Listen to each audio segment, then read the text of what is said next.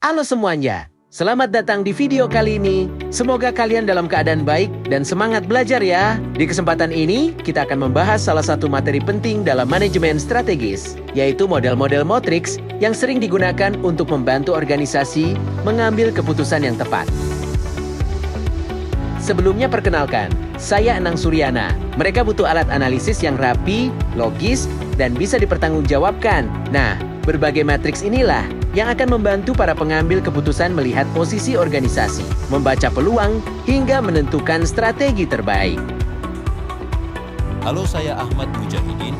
Di sini saya akan menjelaskan beberapa model matriks dalam manajemen strategis yang berfungsi sebagai panduan untuk menganalisis faktor internal dan eksternal organisasi. Ada beberapa matriks yang akan kita bahas: SWOT, BCG, GE, McKinsey, EE, SPACE, QSPM, dan TOS. Semua matriks ini saling melengkapi satu sama lain dan biasanya dipakai secara berurutan dalam proses perencanaan strategis. Saya, Sandi Mulyadi. Di sini saya akan membahas tentang matriks SWOT, analisis internal dan eksternal. Matriks pertama yang paling terkenal adalah SWOT. Matriks ini seperti kaca pembesar yang membantu organisasi melihat siapa dirinya dan bagaimana lingkungan di sekitarnya. Strength, apa saja kekuatan yang membuat organisasi unggul, misalnya SDM manusia yang kompeten, teknologi yang canggih, atau budaya kerja yang kuat. Weaknesses, apa saja kelemahan yang menghambat, misalnya keterbatasan dana, sistem yang belum modern, atau struktur organisasi yang lambat. Opportunities, peluang dari luar yang bisa dimanfaatkan, seperti perkembangan teknologi, dukungan pemerintah, atau kebutuhan pasar yang meningkat. Threats, ancaman dari luar yang bisa merugikan, seperti munculnya pesaing baru, perubahan regulasi, atau tren pasar yang menurun. Halo, saya Reza Punama. Saya akan membahas matriks BCG, analisis portofolio produk. Selanjutnya adalah matriks BCG yang membantu perusahaan menilai posisi setiap produk atau unit bisnis. Matriks ini menggunakan dua indikator, pertumbuhan pasar dan pangsa pasar relatif. Ada 4 kuadran utama. STARS, produk yang berada di pasar dengan pertumbuhan tinggi dan pangsa pasar besar. Produk seperti ini butuh investasi tinggi untuk mempertahankan posisi, tapi di masa depan bisa menjadi mesin uang perusahaan. Cash cows, produk matang dengan pangsa pasar tinggi, namun pertumbuhan rendah. Produk ini menghasilkan banyak keuntungan dan menjadi sumber dana untuk membiayai unit lain. Question marks, produk yang berada di pasar berkembang, tetapi pangsa pasarnya masih kecil. Organisasi harus memutuskan apakah produk ini layak untuk diinvestasikan atau sebaiknya dilepas. DOX, produk dengan pertumbuhan dan pangsa pasar rendah, biasanya menjadi pertimbangan untuk dikurangi atau dihentikan. Selanjutnya kita masuk ke model matriks GE dan McKinsey, penilaian multikriteria. Jika BCG hanya menggunakan 2 variabel, matriks GE McKinsey lebih kompleks karena memasukkan banyak indikator. Matriks ini menilai organisasi dari 2 sisi besar: daya tarik industri, kekuatan unit bisnis. Daya tarik industri menilai apakah suatu industri layak dimasuki. Dilihat dari margin laba, inovasi teknologi, intensitas persaingan, hingga kebijakan pemerintah. Sementara kekuatan unit bisnis melihat kemampuan internal organisasi, seperti pangsa pasar, kinerja SDM, kekuatan merek, dan efisiensi operasional. Hasil akhirnya adalah matriks 3-3 yang menghasilkan 3 kelompok strategi: invest, quality grow, industri menarik, dan unit bisnis kuat. Selective protect, kondisi sedang, harus selektif dalam investasi. Harvest to divest, industri tidak menarik dan unit bisnis lemah, sehingga lebih baik dikurangi atau dihentikan. Matriks GE sangat membantu dalam organisasi besar dengan banyak unit bisnis yang kompleks.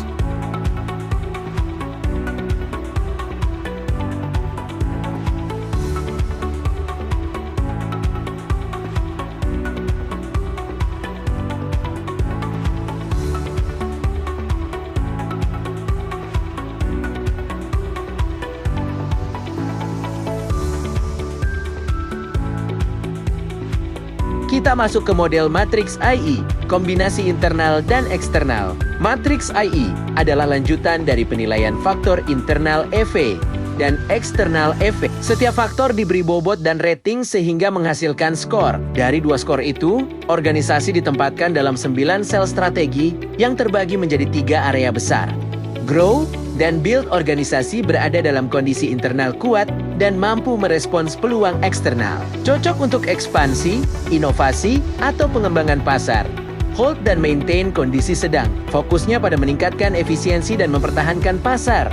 Harvest dan divest kondisi lemah. Strateginya defensif, yaitu mengurangi kegiatan, menutup unit yang tidak efisien, atau memperbaiki proses secara bertahap. Matrix Space, posisi strategis organisasi. Matrix Space menilai 4 dimensi kunci yang menggambarkan posisi strategis organisasi. Financial Strength, FS, likuiditas, profitabilitas, kemampuan pendanaan, competitive advantage, CA, kualitas produk, pangsa pasar, loyalitas konsumen, environmental stability, ES, tingkat ketidakpastian pasar, perubahan teknologi, risiko industri, industry strength, ES, pertumbuhan industri, potensi keuntungan, peluang inovasi.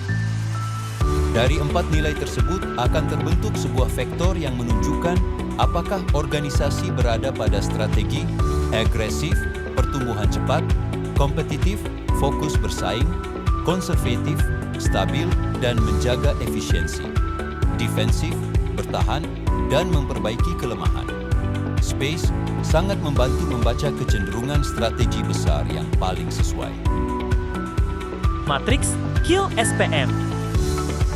Jika semua matriks sebelumnya menghasilkan banyak pilihan strategi, maka matriks QSPM hadir untuk menentukan strategi mana yang paling tepat. Dalam prosesnya, setiap strategi dibandingkan secara objektif dengan melihat seberapa besar pengaruh faktor internal dan eksternal terhadap strategi tersebut. Hasil akhir dari QSPM adalah pilihan strategi yang paling layak diterapkan berdasarkan nilai tertinggi. Matriks ini sangat membantu organisasi membuat keputusan berdasarkan data, bukan hanya opini.